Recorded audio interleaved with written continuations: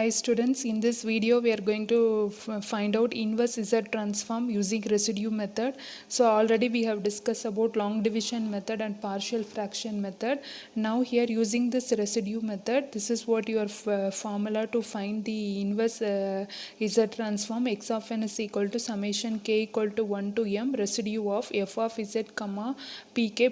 P is nothing but the pole and f of z is nothing but z power n minus 1 into x of z.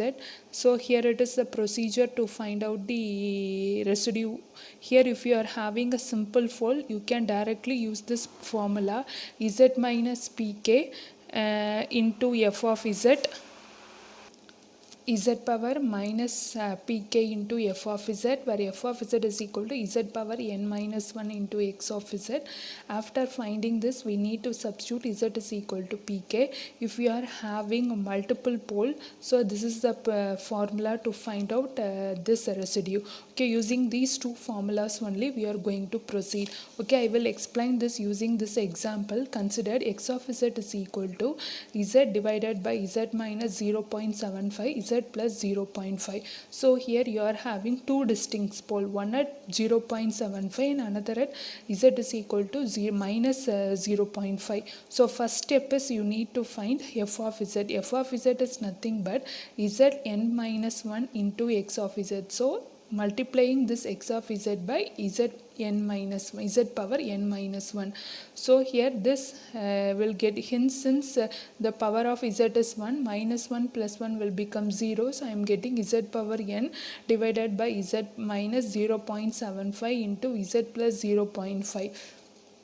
Okay, next one, x of n is equal to sum of residue of z power n minus 1 x of z at all poles. Okay, so which is nothing but residue at 0.75 and residue at minus 0.5. So first I am going to find out f residue at f of z is f of z at 0.75. So this is the formula z minus pk. Here we have considered pole as 0.75. So z minus 0.75 z power n minus x of z. So here I am having z power n minus x of z. So here I have find out, right, z power n into x of z, which is nothing but f of z. This f of z is nothing but z power n, z minus 0.75, z plus 0.5. This is the pole at z is equal to 0.75. So this 2 will get cancelled.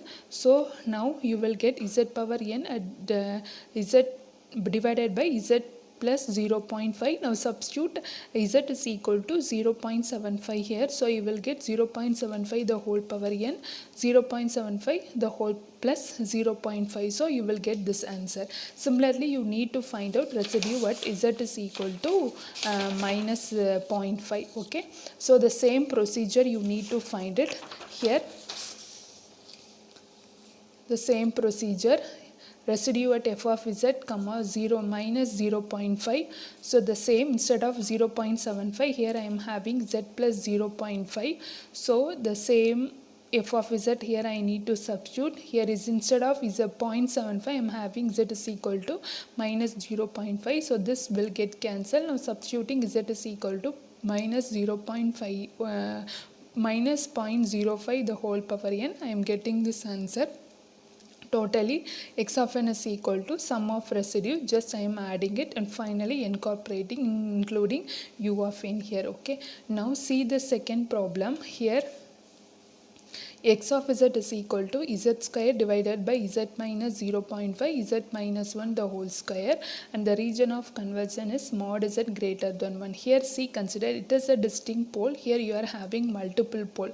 This one you are having multiple pole. So here you have to use two different formulas, but the procedure is same.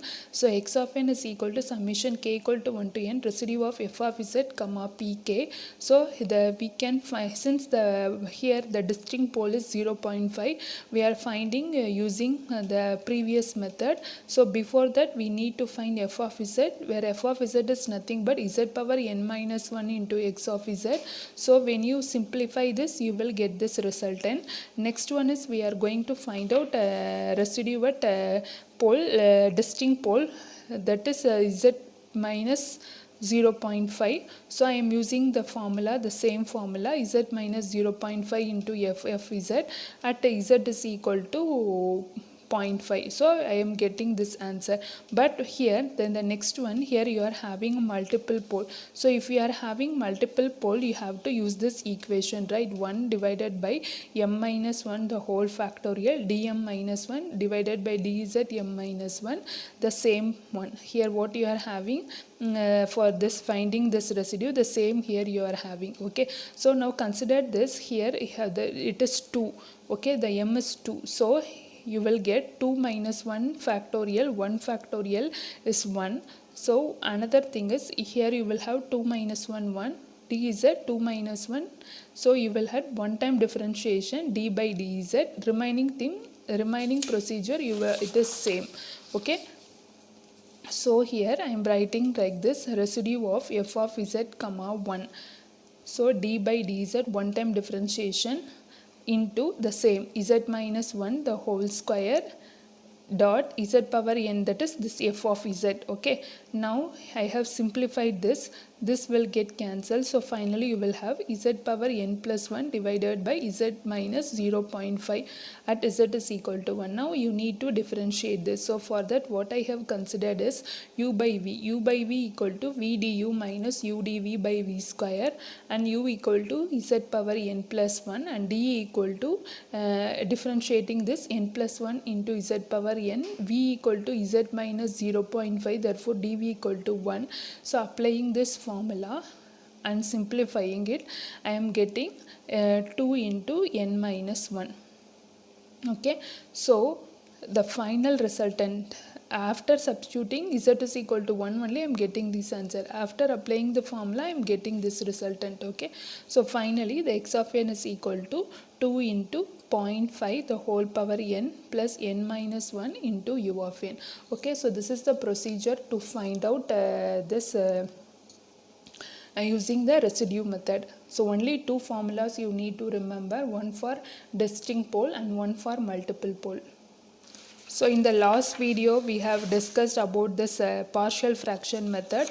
So in this I have solved up to this. After that I ask you to solve it. Okay, now I am showing the result of that this problem. So just I have applied the partial fraction and I have obtained the values of a, b and c. Okay, after that I have find out this f of z. So that what I am getting is, I am getting this answer. Just you check your answers with your solved one. Okay, so this is what your answer for that problem what you have tried, and check this answer. This was another problem in partial fraction. So I need to tell one thing. So I am using this problem to explain that one. So this is what very similar. First you need to check whether it is in terms of positive power. So here it is in terms of positive power. Next we need to divide x of z by z. So you have done. Then applying partial fraction, you have to find out the values of a, b and c.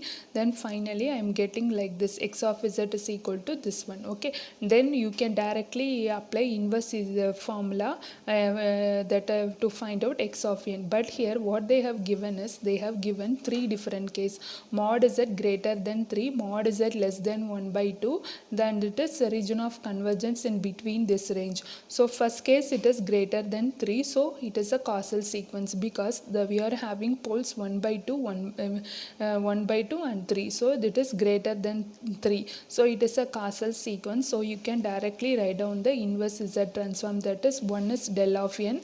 So here a power n u of n, here a power n u of n. Now see the second one, the causal region is less than 1 by 2. Okay, so here less than 1 by 2 indicate non-causal sequence. So instead of this u of n, what I am having is, here you will know minus, you will have, right, minus a power n u of n, u of minus n minus 1. So minus into minus plus, it will become here so 1 by 2 the whole power n u of minus n minus 1.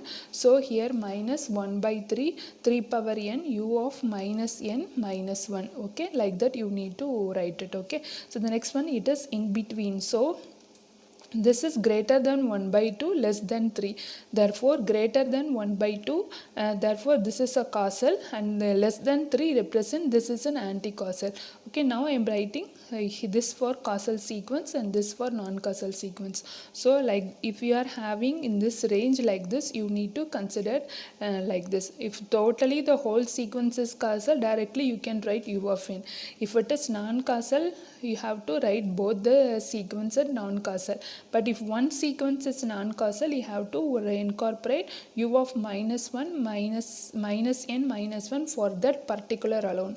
You should not do it for all the problem. Okay, so this you have to be keep it in mind while solving problems. Hope you have understand now this partial fraction method and residue method and long division method. So we have completed the Z transform successfully. Thank you.